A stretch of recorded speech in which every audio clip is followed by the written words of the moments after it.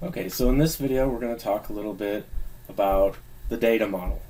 So you can see I have Visual Studio open, and in the Solution Explorer we have the solution to OpenAir. If you don't have the Solution Explorer, you can always just get it right here, View, Solution Explorer, and there's also a shortcut you could use. But if we open up this models directory, we have a bunch of different specific models. We have flight, point, route, route point, and user.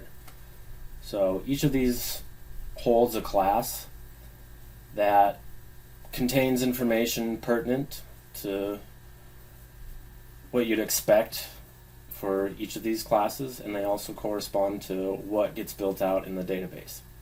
So if we open up user model, you can see we have pilot model, iUser, and user. So you may be wondering what the difference is between iUser and user. Well, in C#, they take pretty good advantage of interfaces, and the syntax or the convention that they want you to use is every interface starts with I. So here we have iUser, but there's some built-in interfaces in the C# library, the ASP.NET library, like iDisposable or iEnumerable, and these are all interfaces. And one way to think about an interface is it's a contract that classes adhere to.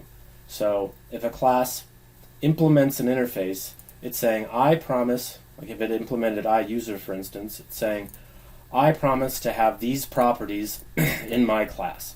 So email ID, name, password, aircraft, admin. It has to have all of these things. Otherwise, you'll get a red squiggly and the project won't build. So if we look inside of user, you can see it has all of these things that it promises to have because it implements iUser.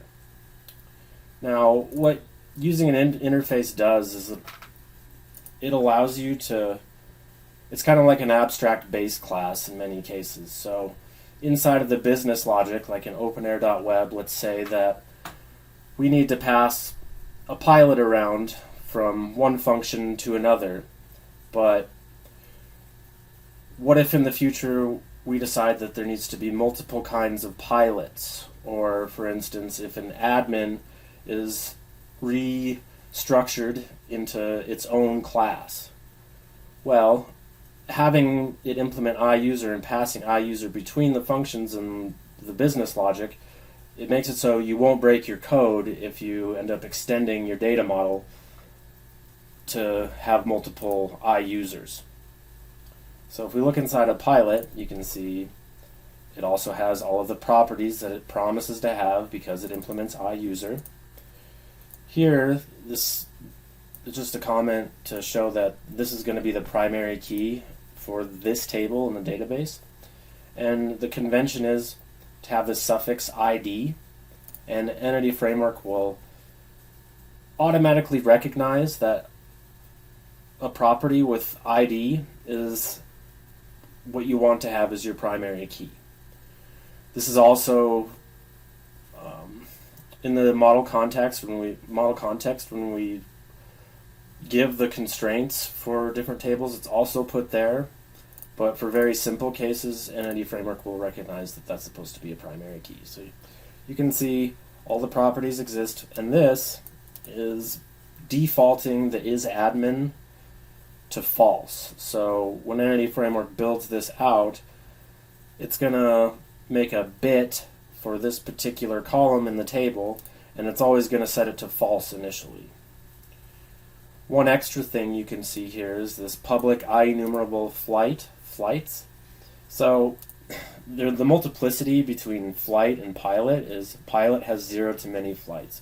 And if you think about it, that makes sense. When a pilot first signs up, they don't have any flights at the time, but they may want to make one or more. So using this specific syntax is how Entity Framework recognizes that there is, it's in part the way that Entity Framework recognizes that there's a 0 to many relationship between pilot and flights. An iEnumerable is just a a generic interface container class. So for instance, if you use a list or a DB set, they all implement IEnumerable. So it doesn't matter what container you have of flights. Say you had a list in your business logic, and it was because it's an IEnumerable getting implemented here, it doesn't matter what the container is elsewhere, because if it implements this IEnumerable, then it will work in your code. So let's take a look inside of flight, and you can see we have iFlight, and there's the properties that we want the flight class to promise to have. And over here you can see the suffix again. And down here is our foreign key references. So the way to set up the foreign keys for a many-to-one relationship is, well, a pilot has 0 to many flights. So if we're in a flight in the database, there needs to be a reference to the pilot, to like who's flying this flight. So there's the primary key from pilot. And also every flight has to exist on one of the routes. So it also has a foreign key reference to route ID. And the other thing that you may not expect to need to have, but you do, is the class implementation of each of these foreign key references to that table. So you have to have the email ID and also the pilot in order to get Entity Framework to build the many-to-one relationship correctly. So if we can look at the route model. So there's the iRoute. The only thing it promises to have is an ID right now, but that can be extended. And here's what we would expect. Just like in pilots, we have an IEnumerable flights. So that's all of the flights that a specific route has. Also route points. So this is sort of the edge of where we're at in terms of implementing the application. So a route has all of these different points. There's a starting point, and there's different points in the route that are considered exit points, or also different entry points.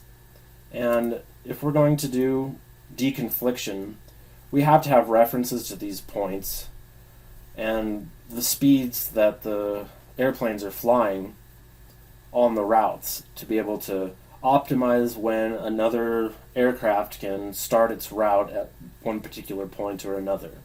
So we have route points and point. So every route has many points, and every point can have many routes, because the routes, they can intersect. So if you remember back from databases, how do you deal with a many-to-many relationship? Well, you have to build a transition table that serves as an intermediate between route and point. So the convention is to just take the two names of the entities that are involved in the many-to-many relationship and just append them together and say route points. So in route points, let's go ahead and open that up. You can see that it has a foreign key reference to both point and route. So this is where we're at currently. If we look inside of the point model, right now we just have a point ID, latitude, longitude, so a position on the Earth where the point is located. So that'll give some reference to be able to tell distance between points, and then based on a speed you can come up with a time at which you think it's safe to start another flight. And I think that covers everything in our models. In the next video I'll discuss the model context and also the repository pattern. Thanks for watching.